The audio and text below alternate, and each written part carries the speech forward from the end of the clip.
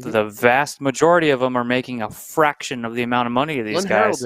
Unheralded. And this is just their job. This is what they do. Yeah, that's just what they do. And they deserve just as much credit for any of this. Always on hand. Everything they do. Everybody knows, stories of EMTs at this point, or friend or family, whoever's worked in it. And no, I think they deserve a lot of credit, and certainly a tip of the hat to all of them everywhere that are saving lives of and obviously anybody. EKGs and AEDs are now all in arenas at both on the benches because of what happened with Pronger. But then a couple of guys, Andre Pavlich, he went down on the ice. Yuri Fisher was another instance. This needs to trickle down. This AED training. Yeah. This needs to trickle down into college, all colleges, and high schools. And younger. There needs to be the trained staff there for AEDs. I was trained. That's just what I was not making it. So before I lost my internet again, that's exactly what I was going to say, Stephen. I just about 2 weeks ago went through the CPR AED training because it's required for all the coaching staff at my at the school I work at. That we all have to have this, and whether we're down on the field at home or on the road, we have a med bag and we have an AED that goes with us at all times. And it's just for this situation. That's how it should be. And we do this training. Exactly. And that's kind of one of those things that I was kind of looking at. I was like, we got off the pod last Monday, and the four of us were all kind of at the same time into the group chat, like, oh crap, they're leaving the field. Like this is a big deal. It's for just that type of situation that you hope you never have to use, and you hope you're never in that situation, but you have that skill that, God forbid, you are in that situation, that you can kind of take control and be like, all right, let me do what I can, call 911, let me do what I can until someone who's more qualified than I can take care and save this person. And you hope like hell that this is a skill you have and you never have to use it, because that would just be absolutely horrendous if you have to use it. And also quickly, just the 2008 when Alexei Sharapanov, the Rangers prospect, he passed away. In Russia, the KHL, they didn't have a working defibrillator and there was no ambulance on site, and that changed everything the KHL did, which is unfortunately took a tragic event for something to really wake them up. Yeah, but it's good that teams and organizations did the necessary, and obviously kind of led to what Damar Hamlin, where you saw the ambulance come right on the field. That's the first time I ever remember an ambulance coming on the field in an NFL game. Usually they just get stretchered or carted off, but they came right on, and we're working on them. It wasn't. And I also heard the assistant trainer who was doing the chest compressions. On him, and I heard another trainer knew what was going on. And she apparently asked the players to stand around them so people in the stands could not see them working on him, because they knew if that was shown on TV, it would, because luckily we did not see that. But she actually made the players stand around to block that view, which is amazing that someone had the Who was that soccer player that just happened to, and all the teammates were like standing around him? Erickson. Yeah. Erickson. That was Erickson. Erickson for Norway, right? Norwegian? Norway, yeah. Yeah. And then he came back and he's playing in the Premier League again. Which is absolutely wow. Awesome. He basically died on the field in the Euros. Yeah. And he's back in the Premier League. So, I have all the hope that Hamlin will be back on the field, and he'll be playing again next year. And I also heard that I know it's a hockey podcast, but there was a stipulation in his contract that he wouldn't get paid if he went onto the IR, on the injured reserve list or whatever. But they worked something out to where they kind of, I don't want to say they renegotiated his contract. They paid him his full contract. Yes.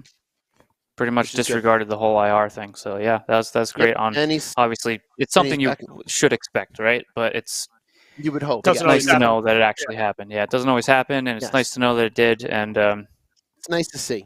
He was released from the hospital today, right? So he was, today. And it gives you faith and hope in humanity. Yep. All right. Lastly, just a couple stats in the schedule and the rankings. We'll get out of here. Connor McDavid, 76 points. Draisaitl's the closest to 62.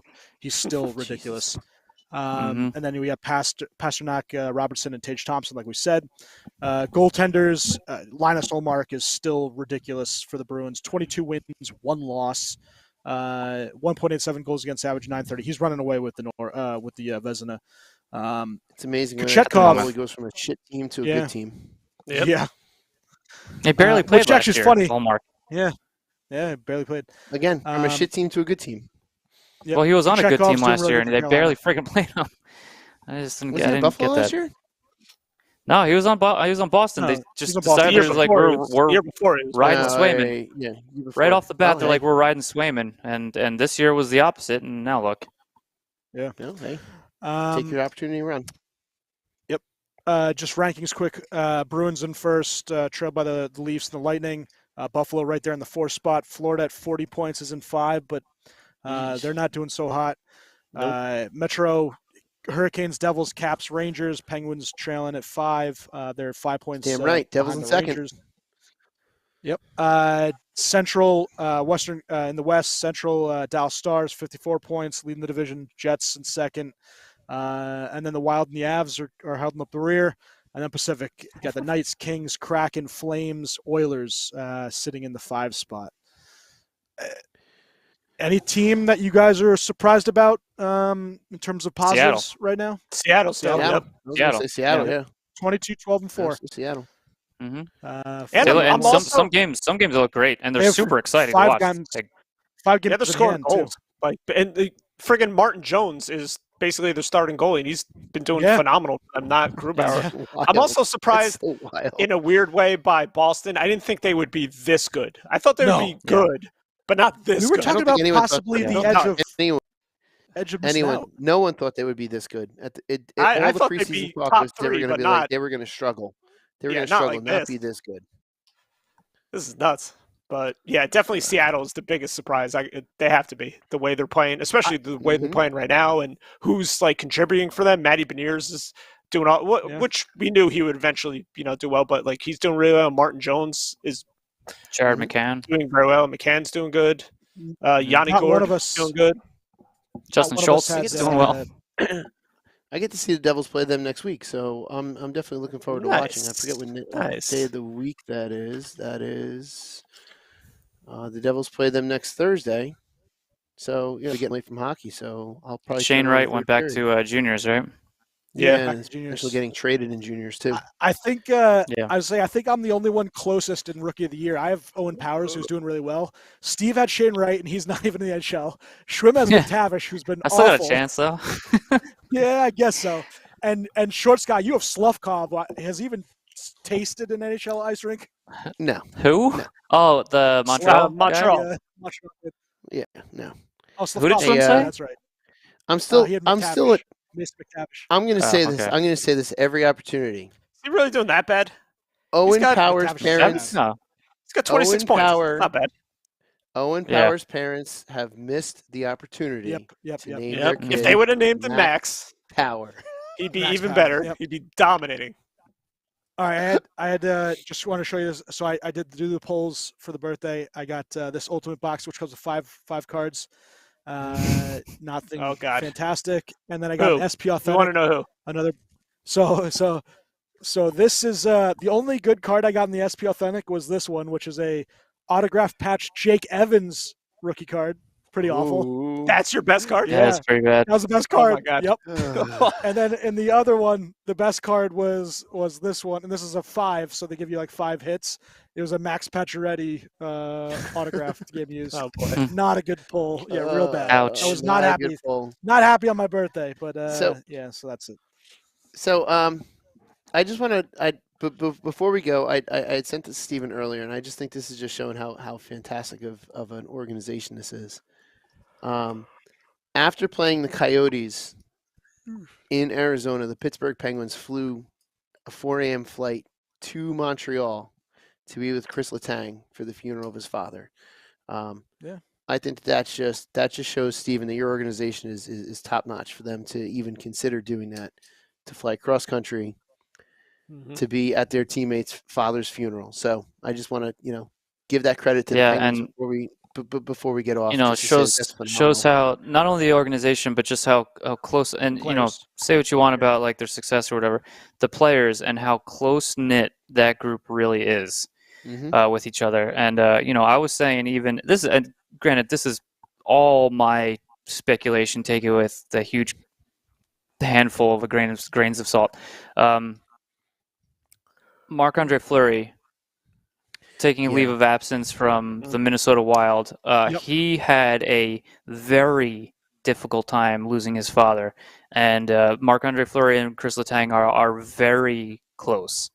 So the timing of things, maybe one is related to the other. He's having a really difficult time seeing Letang struggle with the loss of his father, and brings up his own emotions with the loss of his father. Yeah, you could be reliving it all over again. Yeah, and maybe he's there with him. Maybe Fleury's there with Letang, and maybe that's why he took a leave, because he wanted to be there with him. Granted, again, speculation. Who knows? There's such a close, and Fleury's been away from the team for so long, and they're still so close. It's nice to see stuff like this, because loyalty is few and far between all over the place, and but when you hear, I don't know, when players are this close and like family, and when tragedies like this happen and they're all there for them, and even during the middle of the season, which season is going okay, but there are priorities, and family, no matter what, is your priority, and they're a family, and they're there supporting him, and that's pretty amazing in my eyes. Really and I love a player like Marc-Andre Fleury or Robin Lehner, who are not afraid to show and admit, speak their mind. Yeah. Not only they speak to their mind, but they show their emotions, and the four of us have grown up in a culture that guys don't show their emotions, and especially someone like me who struggles with things like depression and anxiety at times. You like to see someone else outwardly someone else in that type of spotlight not only struggle with it, but take a step back and be like, I got to deal with this, because that's not what we grew up with. So that shows hope for people coming, for others coming behind them. Like, yeah, it's okay to admit that you're struggling, because a lot of people have been taught otherwise. So I love to see that, only because I know my struggles and they suck. And just to be willing to admit that is something that's a huge step.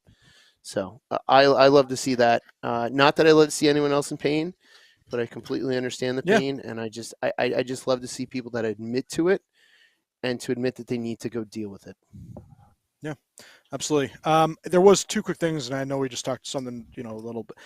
But UC Saros did make 64 saves to set a franchise record insane. A couple nights ago. He was ridiculous. And then I texted Steven. I'm like, Steven, does Saros really have 62 saves right now, or whatever it was? Yeah. I'm like, is that? No, he actually has more. Craziness. He actually has more, and they haven't counted shots.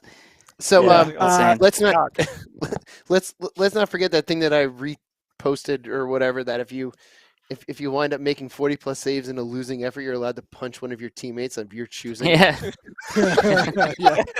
No, I know they won, but I think that is a solid rule that should be implemented on every single damn team. If you make 40 plus saves and you lose, you get to punch somebody, regardless of who it is.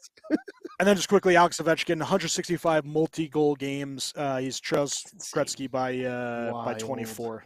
He's awesome. Wow. All right.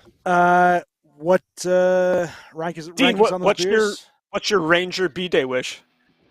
Yeah. Oh, yeah.